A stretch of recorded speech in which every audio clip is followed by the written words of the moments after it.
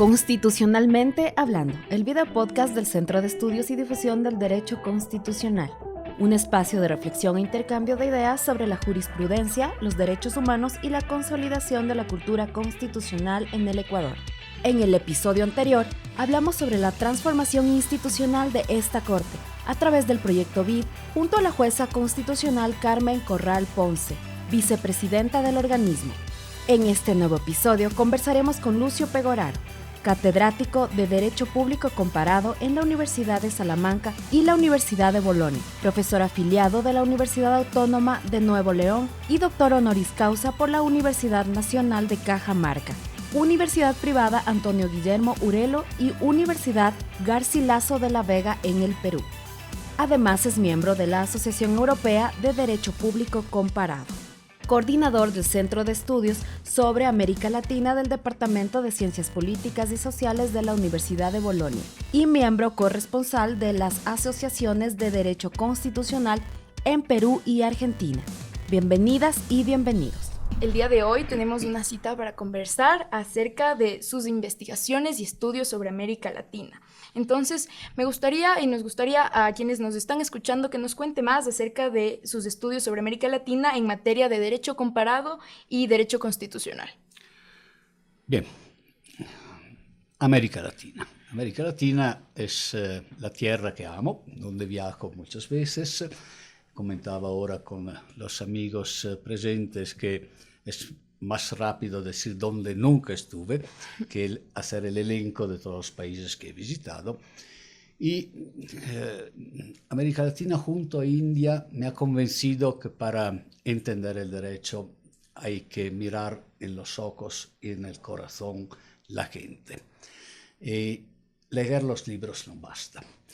El alma, la Grundnorm, la verdadera constitución de América Latina o las constituciones de América Latina no se encuentran en una doctrina jurídica uniformizada a los valores occidentales, no se encuentra en la exportación de Europa y Estados Unidos de los modelos de forma de gobierno y de forma de Estado, no se encuentra en la jurisprudencia, muchas veces a su vez uniformizada por el influjo de la Corte alemana, de la Corte Europea de Derechos Humanos y de la Corte Interamericana de los Derechos Humanos. Se encuentra probablemente en la calle, se encuentra en la selva, en la montaña, en el mar del Caribe, se encuentra hablando con la gente, con el taxista, con el carpintero, se encuentra hablando con los camareros, esperando, porque una de las características es que nunca en América Latina son puntuales, pero esto ofrece la oportunidad de diálogos donde se percibe cosas como la diversa dimensión del tiempo, la diversa axiología de valores, el espíritu de hospitalitario de la gente y la axiología que no ve en la gente de la calle. Arriba el individuo y abajo la comunidad. No olvida como Occidente que el tríptico revolucionario incluía égalité y fraternité al lado de liberté, la libertad propietaria, masculina, blanca de la Revolución Francesa. Y por eso América Latina, conociéndola, sugiere reflexiones incluso jurídicas. Lo que me ha convencido a no tanto a escribir mucho sobre América Latina, pero a utilizar América Latina como laboratorio de las teorías del derecho comparado, la teoría de los trasplantes, por ejemplo, lo que se puede copiar y lo que no se puede copiar, las teorías sobre los formantes, las fracturas entre el normativismo del derecho y una percepción distinta de la sociedad. Y por eso considero que América Latina, además de uno de las componentes del análisis comparativa normal, pueda representar no tanto en su conjunto, sino en algunos elementos un modelo que se puede exportar. y sobre todo, pero me he convencido que América Latina sufre, como ha subrayado Bert Marquardt, un complejo de victimismo y de inferioridad. En lugar que buscar sus raíces, su originalidad, en su historia también un desarrollo que fue limitado por el colonialismo.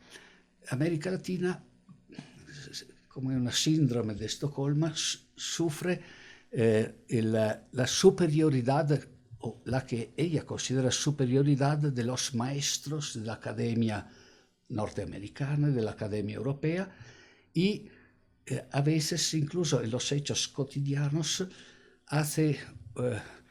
quiere demostrar de ser más occidental que los propios colonizadores.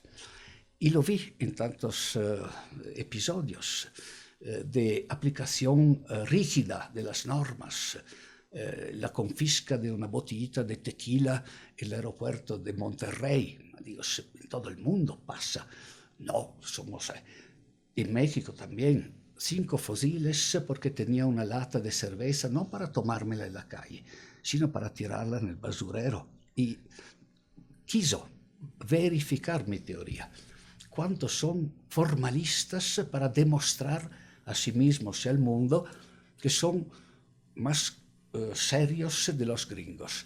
Este es el gran problema de América Latina, que en lugar que buscar en sí misma sus valores, su mestizaje cultural, su capacidad de proponer cosas nuevas, como hizo con los derechos sociales antes que Weimar, como hizo con el amparo, que es uno de los pilares del constitucionalismo, como hizo con el habeas data y con otras instituciones. No, va a copiar las instituciones europeas y americanas.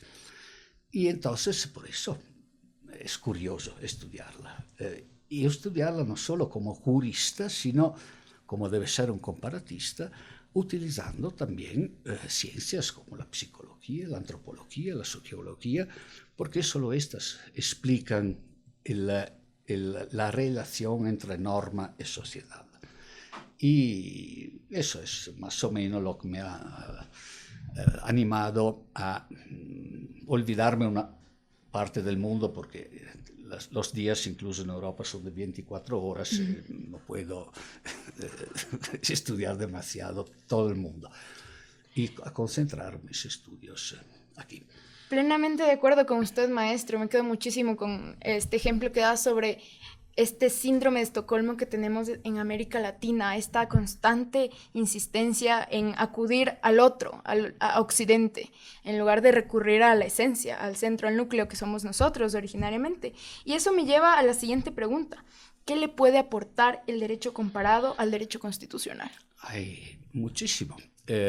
Aunque yo pienso que el verdadero enemigo de los comparatistas sean justamente los constitucionalistas. Yo enseño derecho constitucional comparado, pero de hecho el constitucionalismo forjado en Occidente, en Reino Unido, en Francia sobre todo y luego Estados Unidos, es la última fase de la historia. El verdadero derecho es el derecho civil, el derecho de la utilidad y que permea cualquier comunidad, incluso pequeñísima, incluso 2 personas, no necesariamente 3 faccio un collegium. Ya 2 deben ponerse reglas para solucionar problemas económicos, familiares, etc. Y en el derecho civil se puede encontrar los verdaderos valores, el alma de una concepción de la sociedad. El constitucionalismo llega más tarde y a través de la colonización permea todo el continente. El estudio comparativo, pero, es indispensable, sobre todo para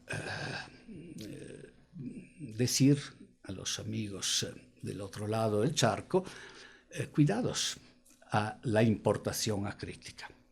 Lo que funciona en la Selva Negra, en Karlsruhe, no funciona en Patagonia. O puede ser que no funcione. un sistema de gobierno como el presidencialista norteamericano. No funciona donde hay partidos estructurados que no existen en el norte. Partidos que no son solo comités electorales, sino que elaboran o elaboraban estrategias y asistían a la política cotidianamente, todo distinto de Estados Unidos, pero van a importar las instituciones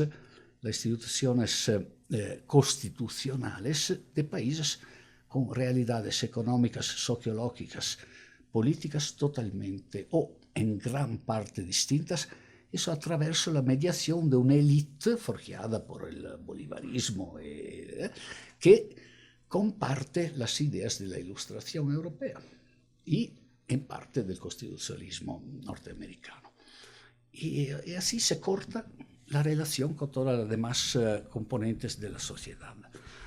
Y el comparatista es pagado poco para estudiar estas cosas, no para estudiar un ordenamiento extranjero, sino para cuestionar los problemas de la importación, de los trasplantes, etc. Y pienses en los derechos. Toda vuestra doctrina, no hablo de Ecuador, hablo en general de Latinoamérica, está en adoración de esta tesis sobre los derechos individuales, que son el alma del constitucionalismo propietario europeo y norteamericano. Se forjan y se da valor universal a conceptos como el de derecho fundamental, olvidándose que vuestra Constitución valoriza cosas que no son los derechos europeos. El agua, por ejemplo.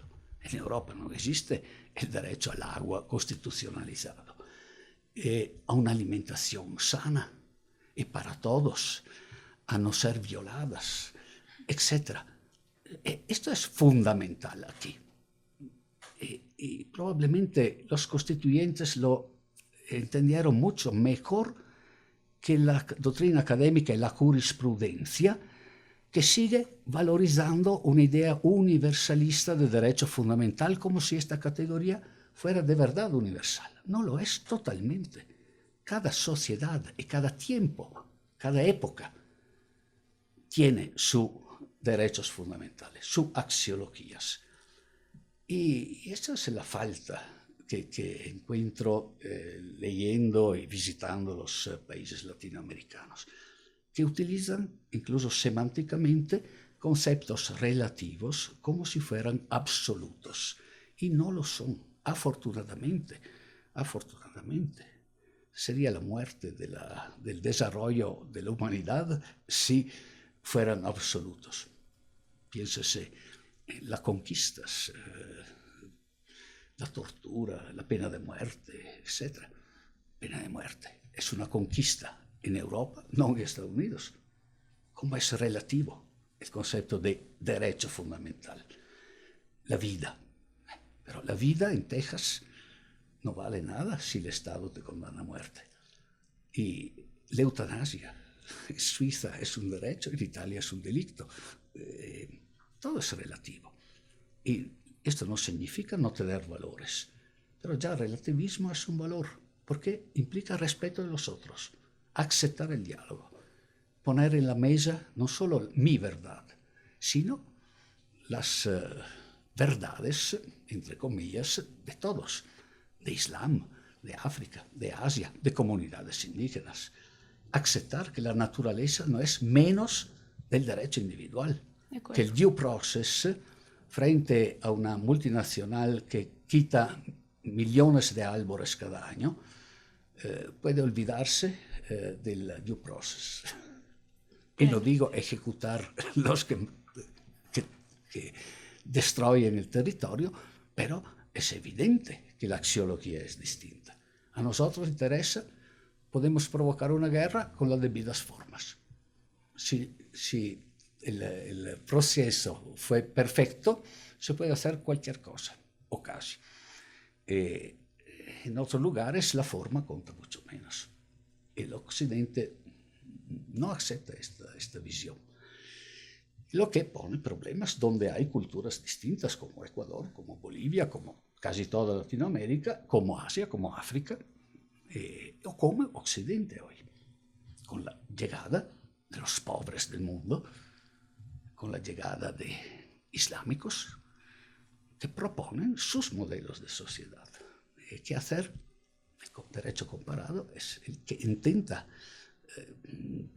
no dar soluciones, pero cuanto menos proponer a la clase política y a la magistratura la complejidad del tema. No es bastante decir, los derechos humanos, los derechos fundamentales, la dignidad, arriba de todo. No, el comparatista dice, cuidado, señores. Cuidado. Tierra. Me parece fundamental lo que nos cuenta el maestro Pegoraro, ¿no? Asentarnos en tierra, recordar que la importación de un constitucionalismo europeo no nos lleva a nada. Y ante eso, ya que usted ha hablado mucho del valor del axioma, me gustaría que por favor nos contara cuál ha sido su experiencia al comparar los valores occidentales frente a los valores asiáticos y africanos. Sí, bueno, sobre todo en un artículo, pero he retomado en charlas, etc., he considerado que la parte de instruir, es decir, la crítica, es mucho más fácil que la parte constructiva. Entonces, ya en otros libros y artículos había empezado a cuestionar la validez universal de los conceptos básicos del constitucionalismo occidental. En pocas palabras, el artículo 16 de la Declaración de 1789, ninguna sociedad que no tenga división de poderes y no respete los derechos del hombre, tiene constitución. Bien, no hemos avanzado de un paso.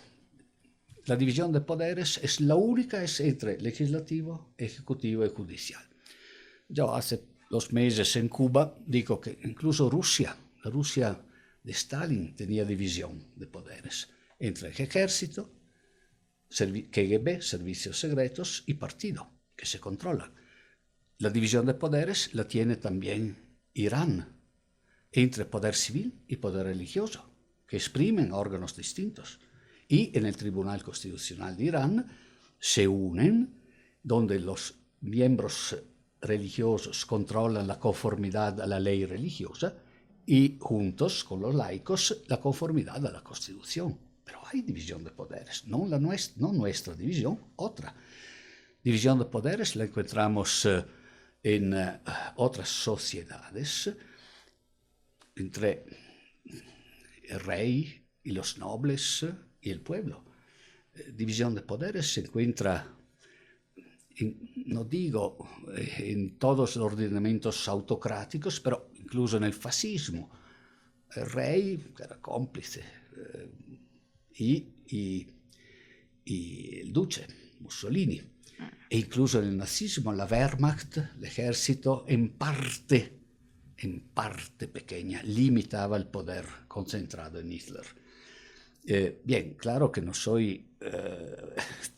me son simpáticos este tipo de división de poderes, pero me parece, cuanto menos que se pueda cuestionar, que la única división es la que corresponde al mundo burgués de la Revolución Francesa. Hay otras maneras para limitar el poder, además de entre legislativo, ejecutivo y judicial. Y me gusta, siendo provocador, recordar que, por ejemplo, el Reino Unido no conocía hasta la institución de la Supreme Court en el final del siglo pasado, no conocía división de poderes. ¿Por qué?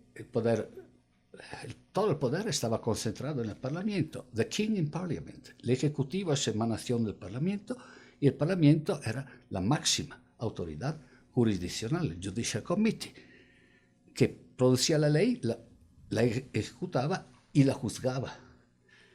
Y entonces no es coesencial a un desarrollo democrático. No necesariamente, cuanto menos, o no solo en las formas que conocemos nosotros. Eso para decir que el relativismo no me conduce a decir me gustaría el modelo islámico de Irán con la división entre religión y poder civil, pero que existe y debemos tomar en cuenta. Piensas en el derecho indígena, el chamán y el jefe de las tribus. y a veces un consejo, que se limitan recíprocamente. ¿Por qué no puede funcionar y debe ser menos democrático un poder así?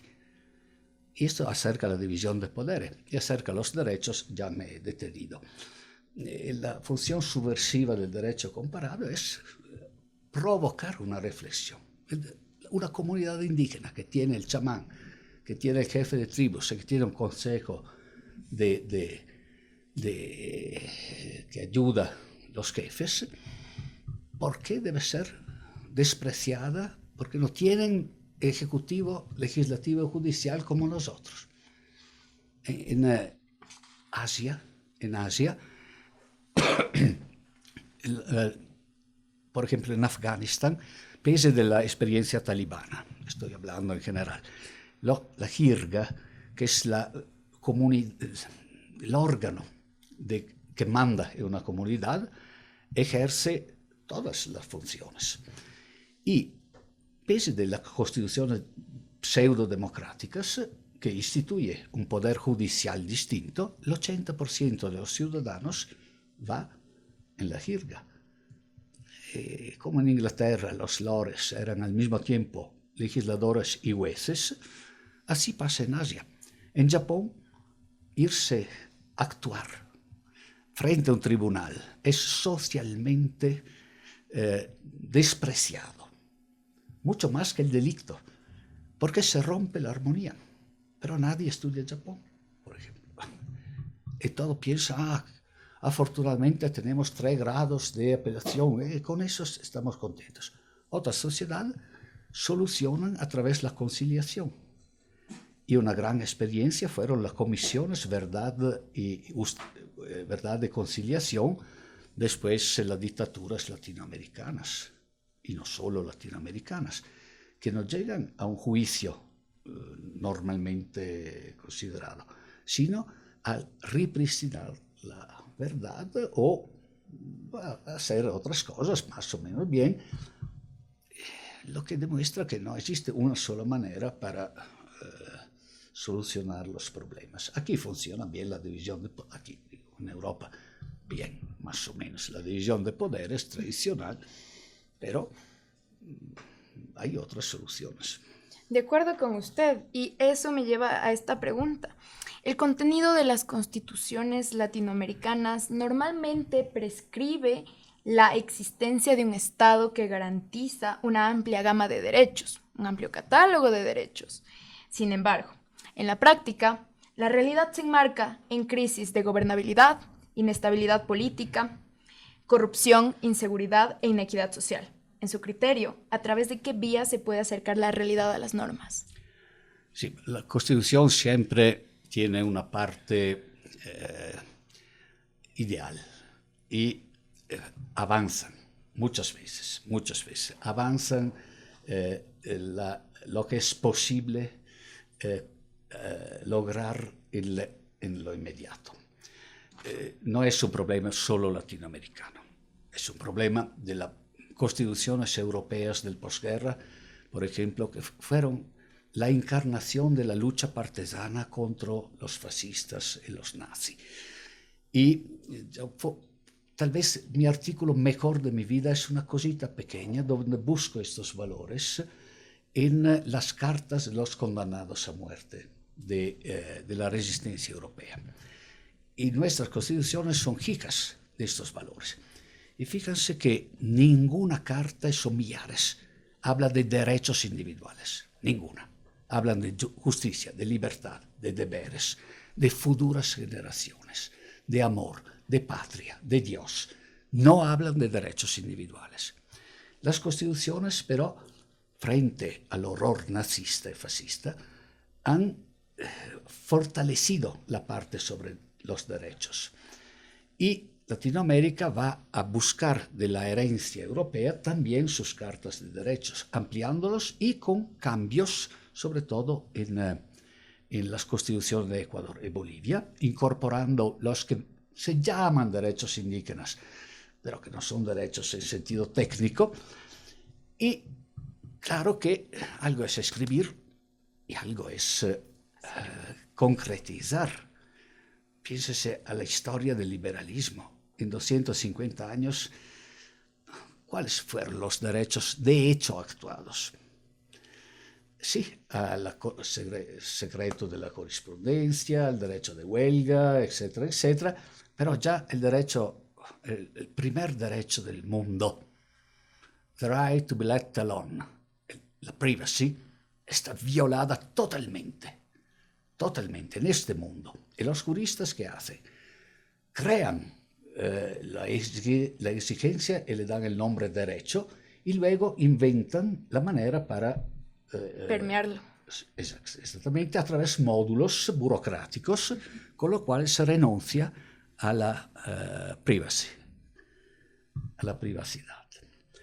Entonces, lo que quiero decir es que no es triste que una parte de las constituciones no sea actuada. Es normal en la historia, es normal. El socialismo era el comunismo, un maravilloso proyecto de libertad e igualdad que ha fracasado totalmente. El liberalismo ha marcado el aspecto individual, propietario. El derecho de propiedad fue actuado. Es limitado un poquito en el Estado social, pero estamos volviendo al liberalismo puro, económico puro ahora, con la caída del muro de Berlín y la falta de competencia que limitaba la acumulación. La propiedad sí se ha actuado. Algunos derechos individuales sí, pero otros no, totalmente. Legalité. ¿Dónde se fue legalité? Forbes, la revista del capitalismo, nos enseña que 8 personas tienen la riqueza de 3.250 millones de personas. Y 1.000 personas, más o menos, ahora no me acuerdo los datos precisos, 1.100, 1.200 personas, la riqueza de 4.200 millones de personas. Esto es el programa del liberalismo económico, del liberalismo político de la Revolución Francesa. Liberté, égalité, fraternité, ¿que se ha actuado? No. Entonces, tranquilos, incluso en América Latina, que luchen para actuarlos, pero no pretenden que de hoy a mañana van a ser una todo realidad. Lo que está escrito en la Constitución se pueda lograr. Es una enseñanza de la historia. De acuerdo con usted. Y hace un momento usted mencionaba esto de los derechos indígenas, derechos de los pueblos indígenas. Eso me lleva a esta pregunta. El pluralismo jurídico usualmente viene acompañado de conceptos como interculturalidad, discursos sobre el reconocimiento de los derechos de los pueblos indígenas que vienen dados por personas que no pertenecen a ninguna comunidad indígena. ¿Le parece que la cultura jurídica occidental coopta los valores de otras culturas jurídicas? Sí, los derechos indígenas, ya dijo hace media hora casi, que no son derechos individuales. Mejor hablar de tradiciones, mejor hablar de cultura. Tratando del derecho indígena, el gran problema es que es reconocido por quien no incorpora la tradición indígena como una gratuita concesión a los pueblos indígenas, pero utilizando categorías y controles que son propios solo de quien ha regalado los derechos. Un poco es como las constituciones octroyées del 1800, cuando el rey, de su gracia, se decía, regalaba el estatuto o la constitución.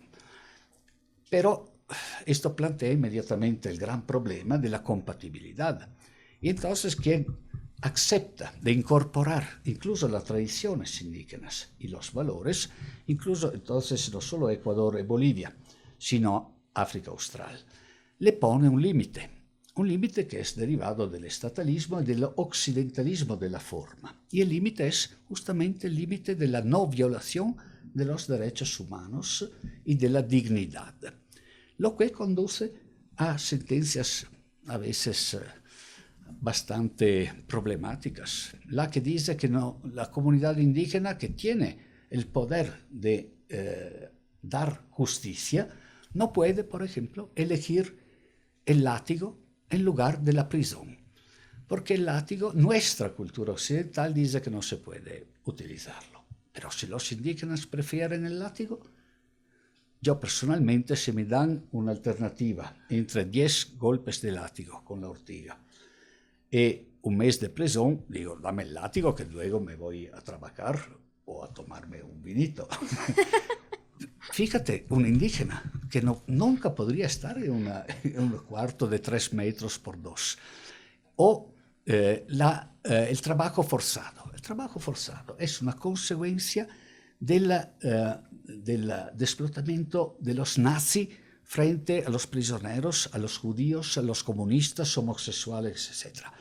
Cuando se acabó la guerra, lo pusieron en la Carta de la ONU, prohibición del trabajo forzado. Pero el trabajo forzado, si bien utilizado, es la pena más socialmente útil.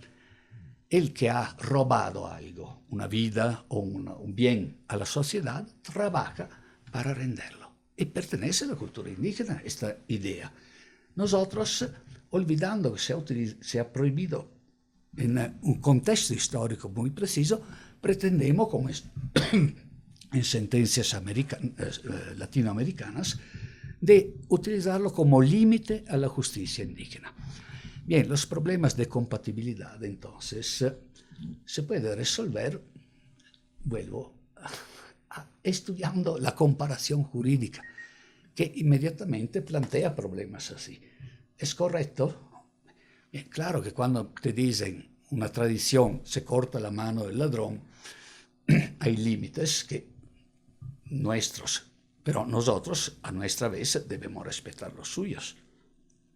Esto es el pluralismo paritario, no es solo reconocimiento.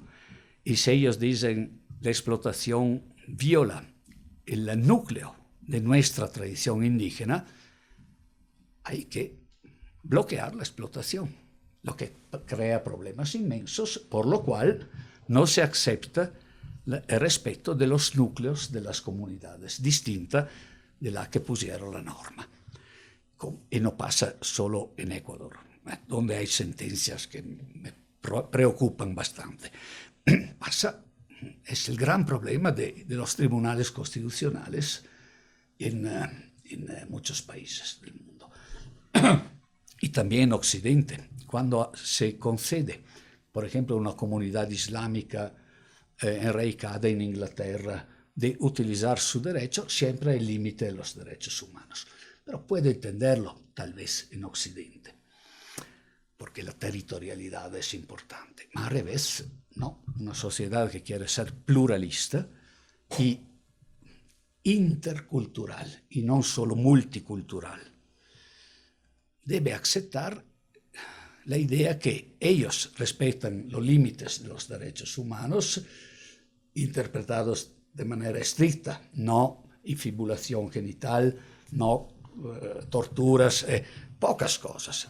Y nosotros, pero, debemos respetar los suyos. No debe ser unívoca la relación. Esto es el gran límite de Occidente. Es difícil, porque Occidente atrás tiene problemas económicos, de control de la economía, y no cede sobre el tema de la naturaleza, de la explotación. Por lo cual, suerte, queridos amigos. Suerte en cuanto a respetar justamente el núcleo de los valores indígenas, ¿no? Y lograr esta compatibilidad y un pluralismo que sea paritario y que respete, no en un sentido unívoco. Y bueno, he estado investigando un poco sobre usted, maestro. He encontrado un artículo muy interesante, que es uno de sus artículos recientes, Blows Against the Empire, contra la hiperconstitución colonial de los derechos fundamentales en búsqueda de un núcleo intercultural compartido. Ha mencionado que el universalismo de los derechos sirve de apoyo indiscutible al universalismo de los mercados, la globalización. Puede servir para justificar los ataques a los derechos sociales en nombre del mercado. En ese sentido, quisiera preguntarle qué significa esto. Significa que el universalismo, es decir, no considerar que cada derecho es una conquista y que cada año se añaden, se reequilibran situaciones jurídicas subjetivas de favor, derechos, en otras palabras, a nuestro listado. Significa que cada conquista el día siguiente debe ser universal y aplicada a todo el mundo. Piénsese con los homosexuales. Hasta 25 años eran, y todavía hoy en algunos países, era un delito ser homosexual. Se convierte en una libertad y ahora en un derecho, o hasta un modelo, que me parece un poco excesivo. Bien, en Occidente es el fruto de una evolución de la individualidad, del respeto de la persona y de la dignidad. ¿Está bien? Perfecto. Pero, ¿cuántos años han luchado? Las mujeres igual. Y todavía no han logrado la paridad. Pero se pretende, las feministas occidentales, que sus conquistas se apliquen en la capital de Arabia o de Yemen o de el Chad, etc. Como si los problemas de las mujeres allá fueron los problemas de acá. Piénsese a las fiestas que hicieron las feministas occidentales cuando fue permitido a las mujeres de manejar en Arabia Saudita. Son pocas mujeres de ceicos ricos. Las mujeres de Arabia o del mundo árabe en general tienen otros problemas. Y mis alumnas son más avanzadas de muchos profesores y de muchos feministas cuando, por ejemplo, me proponen en la charla del miércoles una profundización sobre el feminismo islámico a través de una reinterpretación del Corán y de la Sharia y de la jurisprudencia árabe, donde el feminismo encuentra sus raíces en su tierra, en su religión, en su cultura, en su sociedad. Esto quiero escribir, que vender nuestros valores sirve a fortalecer nuestra imagen, sirve entonces a dar una buena cara a operaciones que son petroleras y de exportación de guerras al final, en muchos casos. Y lo debo decir, sufriendo un poco, cuando hemos bombardado Afganistán, Irak, Siria, Libia, fue siempre en nombre de la dignidad y de los derechos humanos. Y nunca la verdadera causa fue explicada. El petróleo, el gas, el control del petróleo, del gas, la geopolítica. En este sentido, utilizar la retórica, vamos a exportar los derechos, muerte al dictador Gaddafi, al dictador Hassan, al dictador... no, estas operaciones no me gustan. Y claro que no significa que yo amo Gaddafi o Hassan, pero un científico debe profundizar estas cosas. Y en este sentido digo, dar un valor universal a nuestros derechos, nuestras últimas conquistas, y pretender de tratar de bárbaros los que mañana, en un día, no llegan a lo que hemos conquistado en 2000 años de historia, es de una arrogancia increíble. Lo mismo pasará con eutanasia o con aborto.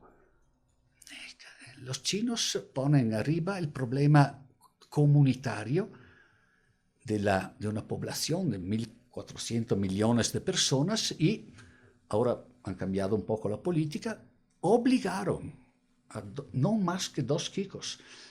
Claro que un cristiano le molesta, le disgusta esta política, pero es una política que pone arriba los problemas comunitarios respecto al problema individual o de pareja. Yo puedo elegir, pero no puedo pensar que lo hicieron solo porque son malos ellos. Y yo tengo la verdad. No, voy a estudiar y luego puedo cambiar de idea o puedo tener mi idea. Y yo sigo siendo hijo de la cultura griega, de Kant, del liberalismo, del socialismo en parte, claro, de mi cultura. Es mi cultura, pero me obliga a respetar las otras. Si no, es una contradicción a mí mismo. De acuerdo con usted, vender nuestros valores sirve para fortalecer nuestra imagen y la exportación de guerras que no nos pertenecen. En ese sentido, ¿cómo lograr que la jurisprudencia sea útil para todos, especialmente para los pueblos indígenas, para esos otros quienes no comparten el lenguaje ni la cultura occidental, sin embargo que por la fuerza de la ley se ven obligados a respetarla y a cumplirla? La jurisprudencia está entre la sociedad y el poder, entre el legislador y la gente. Muchas veces es el elemento que traslada las exigencias sociales al formante normativo, o a veces manda directamente, cuando sus sentencias tienen una validez inmediata erga omnes frente a todos, o simplemente creando casos que provocan elecciones legislativas. A veces la jurisprudencia puede cumplir justamente la tarea opuesta, es decir, fortalecer el poder y la certeza del derecho. Entonces, negar reivindicaciones porque no funcionales al poder. Hay fases y lugares donde la misma corte en el mismo periodo puede dictar una sentencia A y una sentencia B, una avantaje del poder y un avantaje de nuevas exigencias, instancias. Hay casos de jurisprudencia conservadora, por ejemplo, cito una sentencia, me parece, del Botswana o Namibia, donde se cuestionaba sobre las parejas de hecho del mismo sexo y pretendía que el matrimonio fuera totalmente igual al matrimonio entre parejas hetero. La Corte italiana dice que no es inconstitucional que se reconozca el derecho, pero que no tenga los mismos, la total equiparación. La Corte africana, entre los argumentos, dice, es contrario a la tradición, porque el Ubuntu incluye también la aceptación social. De esta manera, el derecho indígena puede ser un derecho, es normalmente un derecho muy conservador, patriarcal, que no reconoce nuestras categorías, las minorías, etcétera, etcétera, y por eso el choque puede ser muy, muy fuerte. Hay que decidir.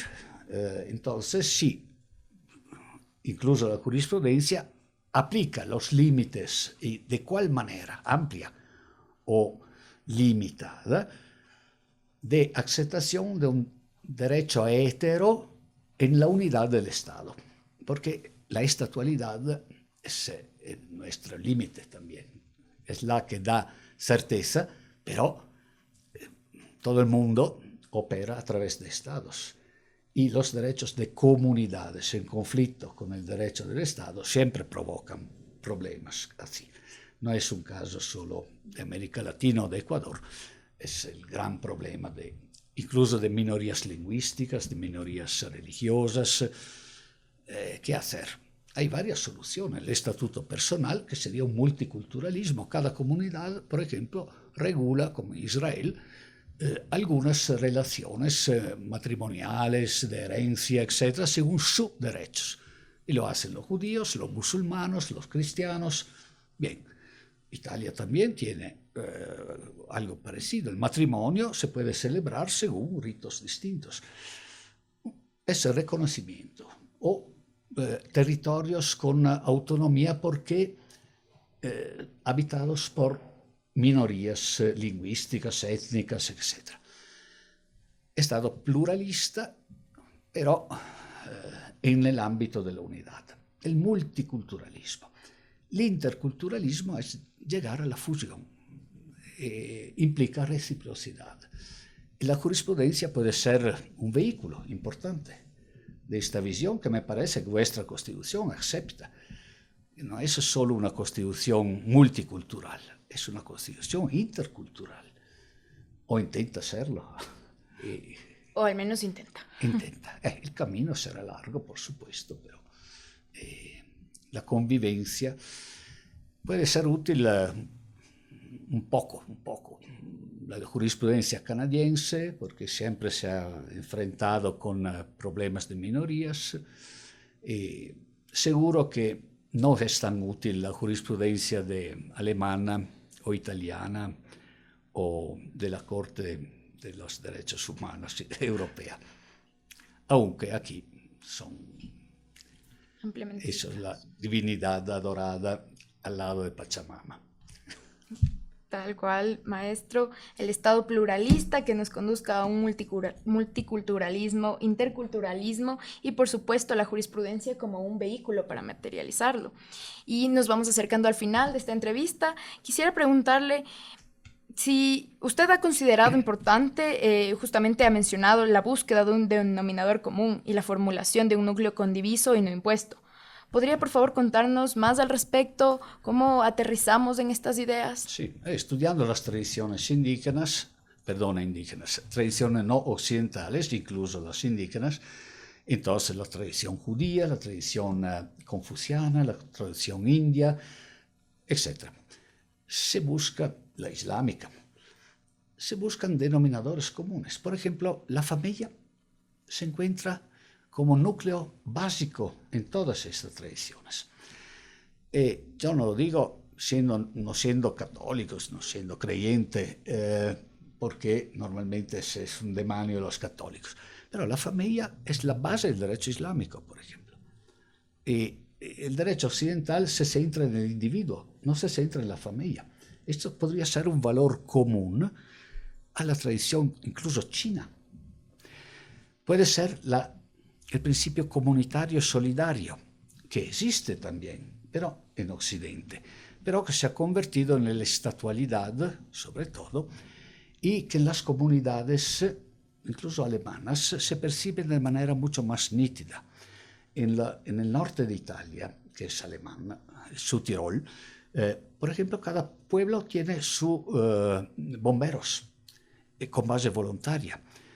Se olvida la igualdad en la herencia a través de una institución que todo pasa al primer hijo. Y esto no es es violar la igualdad, el principio de igualdad, en nombre de algo más importante, la naturaleza, el fondo agrícola, porque se permite a la gente de cultivar sobreviviendo. Si se divide, la gente se va y muere la naturaleza. Son reglas que se encuentran en comunidades, incluso en el derecho foral español, etc. Y se encuentran en todos los demás países del mundo, pero que no aparecen en nuestras constituciones. Entonces, existe. El comunitarismo existe también en Occidente cuando provocamos una guerra. Los derechos individuales desaparecen inmediatamente. Todos los jóvenes que fueron matados en mis montañas, millones, no tenían derechos. Todos los partesanos fusilados no tenían derechos, eran voluntarios, pero los militares no tenían derecho. Porque hay una comunidad más importante, se llama Estado, nación, patria, como quieren, pero también en nuestro derecho tenemos la comunidad, que pero nos hemos olvidado casi totalmente. Otros valores que he individualizado es la armonía. De acuerdo. Y entonces no una visión dicotómica conflictiva, pero esta no es tan propia de Occidente, sino solo de la parte, ¿cómo decir?, cristiana y sobre todo católica de Occidente. Pero existe, se puede poner en común estos valores. Mi mensaje es, no ponemos en común los valores que hemos elegido nosotros solo, dignidad y derechos, sino vamos a buscar lo que de verdad es compartido. Y fortalecimos nuestras constituciones por lo que sirve, pero sobre todo nuestra cultura, con valores que existen en la tradición occidental, tanto como en otras tradiciones. Reequilibrando entonces todo el constitucionalismo contemporáneo. reequilibrar el constitucionalismo contemporáneo y recordar que es la comunidad y no los derechos individuales los que construyen. Usted hace un momento mencionaba los científicos del derecho, que más que cualquier otra cosa es como deberíamos llamarnos, ¿no? Entonces, finalmente, mi última pregunta es, con base a su extenso recorrido comparando diversas culturas jurídicas, valores y costumbres alrededor del mundo, ¿qué consejo les daría a las actuales y a los actuales constitucionalistas y a quienes administran justicia constitucional? Viendo mis cosas, que estudien un poco más comparación jurídica, que no se limiten a estudiar un derecho, el suyo, aplicando la norma, mejor, aplicando la disposición y trayendo normas de la disposición y pensando que la norma sea la verdad jurídica. La comparación, la institución de cursos universitarios, provoca una visión crítica, que no significa crítica al poder, significa crítica a la relación cultura-poder. Y ya Ecuador ha avanzado muchísimo respecto a tantos otros países que siguen siendo sordos, se dice, a cualquier cambio en la mentalidad. El comparatista, que es pluralista y relativista por su naturaleza, puede ayudar a nivel de academia y también a nivel de jurisprudencia, porque al final la jurisprudencia la escriben los magistrados y los magistrados son forjados por la academia. Es un proyecto de medio periodo, pero si se provoca una actitud de reflexionar más, de buscar soluciones propias, de evitar la fractura entre formantes. No se puede importar algo que no tiene... me gusta siempre citar una película de Woody Allen que se llama Bananas, donde el dictador toma el poder en una isla de San Marcos, que no existe en el Caribe, y su primer mando es: desde mañana la lengua oficial de San Marcos será el sueco. Sí, orden. ¿Cómo interpreta un jurista ecuatoriano rígido? El orden es orden, Gesetz es Gesetz, alimentado por la doctrina europea. Se debe obedecer. Desde mañana todos hablan sueco. No funciona así. Hay que ver lo que puede funcionar. Entonces el derecho comparado puede servir a fortalecer la academia en cualquier campo, penal, civil, constitucional, y al mismo tiempo provocando en la segunda, tercera generación, cuarta, una actitud más abierta de la jurisprudencia constitucional y no constitucional, la jurisprudencia diaria. Muchas gracias, maestro. La verdad es que he disfrutado muchísimo esta entrevista con usted y acerca de los beneficios, del valor que existe en el derecho comparado para fortalecer también la academia y la labor de los juristas día a día. Con esto nos despedimos de este capítulo. Agradecer a todas las personas que se mantuvieron escuchándonos y observándonos y nos veremos en una próxima ocasión. Muchas gracias. Gracias a ustedes.